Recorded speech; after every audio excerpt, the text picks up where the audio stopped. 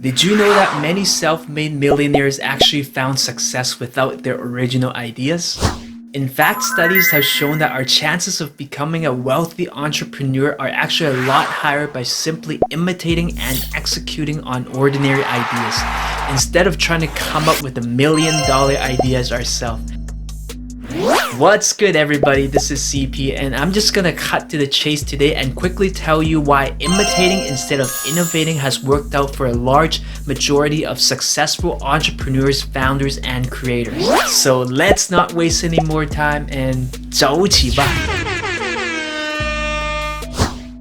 So according to research done in the book Business Brilliant by Louis Schiff, about 7 out of 10 of the middle class surveys said that they believe it takes a big idea or a new idea to become wealthy. Meanwhile, only 3 out of 10 self-made millionaires agreed with that statement.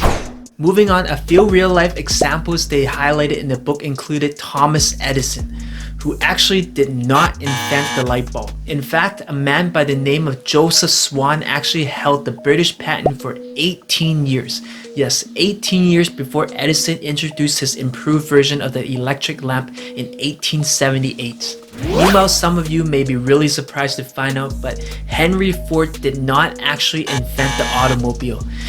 A man by the name of George Selden actually patented the safe, simple, and cheap road locomotive way back in 1895, while Henry Ford was still working as a mid-level engineer. The book also talks about a more modern name like Bill Gates. Even though most of us know Bill Gates as the founder of Microsoft and one of the richest men in the world, but believe it or not, he actually made Microsoft into a household name and found success without his own original idea. Long story short, Gates bought a program called QDOS from a small software company which was an imitation of an original CP/M built by a computer scientist named Gary Kindle. Gates then changed the CP/M's name to MDOS and licensed it to IBM, and the rest was history. In short, Gates wasn't actually a brilliant inventor, but was more of a visionary who took advantage of a good business opportunity and executed it well to help turn Microsoft into a household name today. Now moving on, I'll give you a few more relatable examples. Think of how many businesses in your city are doing the exact same thing in the exact same areas and have been in business for years without closing down. For me personally, a few examples that comes to mind include coffee shops, bars, and restaurants. Essentially, all of them are doing the exact same thing and pretty much serving very similar products, but are still finding ways to survive and even prosper. Now, better yet, the smartphone you're using to watch this video right now is another great example. Besides Apple and the iPhone, think of how many great high-quality iPhones are out there on the market today. Now, perhaps the most interesting thing about the smartphone is that Apple did not invent the smartphone. In fact, the world's first smartphone was called the Simon, which was actually created by IBM in the early 90s, 15 years before the first Apple iPhone launched in 2007.